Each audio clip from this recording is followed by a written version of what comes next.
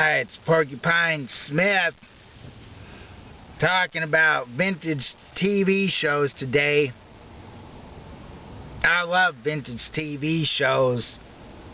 You know, like Gilligan's Island, Beverly Hillbillies, Leave It to Beaver, Dennis the Menace, The Rifleman. That's a drama. The rest of them are sort of comedies. I love the Beverly Hillbillies. You know, Ellie Mae Clampett, Donna Douglas.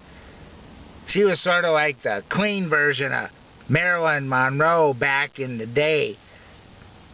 You know, old Norma Jean Baker was getting banged by Kennedy Joe DiMaggio and the head of the Church of Satan.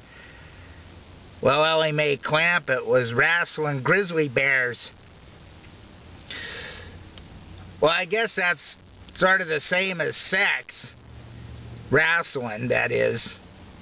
At least that's the way Uncle Jed explained it to Jethro, the rocket scientist. Beaver Cleaver on Leave It to Beaver, he was a weird kid, huh? Yeah.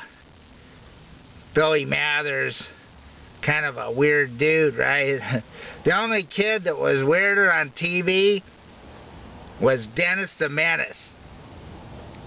What a jackass he was, huh? He lived in the city, but he always wore those god-dang overalls with a hammer in the tool loop. Yeah, that's always good to give a kid with attention deficit hyperactivity disorder a hammer so he can go around and destroy everything in addition to being a jackass. And wasn't it kind of creepy that he was always hanging out at Mr. Wilson's house? You know, doesn't he have to go to school? And Mr. Wilson, he must have been a crack dealer. Because, you know, he never worked. He was just hanging out with Dennis all the time.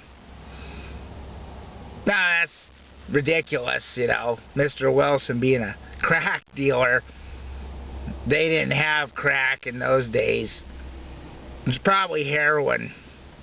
Yeah, I'm pretty sure that Mr. Wilson was a heroin dealer. I mean, you can just almost see, like, syringes and burnt spoons just outside the periphery of the camera field, the field of vision when you're watching that show. Yeah, Dennis the Menace, what a jackass he was. He's always screwing everything up. Then there's the Rifleman. That's a Western drama. And boy, there was a lot of drama in that show, huh? Wonder what's going to happen at the end of each episode. I'm going to go out on a limb here, take a random guess and say that maybe old Lucas McCain's going to save the day with his single-shot pump-action rifle that somehow becomes an automatic weapon with a magazine of 1,000 bullets. Yeah, because, see, he can take on like 7 dudes with Gatling guns, shoot every one of them, and not kill them. Because he's Jesus. He doesn't kill them, he just shoots their trigger fingers. And all their bullets somehow miss him every time. Wouldn't this one time you like to see him like just get shot in the eye, fall off his horse face down in the mud? Because you know he's going to get up again, because he's Jesus. And then him and Mark go to the hotel for dinner and have roast beef or chicken. Apparently, the only 2 items they sell at the hotel. And old Lucas, he must be a drug dealer too, because he doesn't do anything either. Just walks around town with that rifle all day waiting for trouble to start. And Mark must not go to school.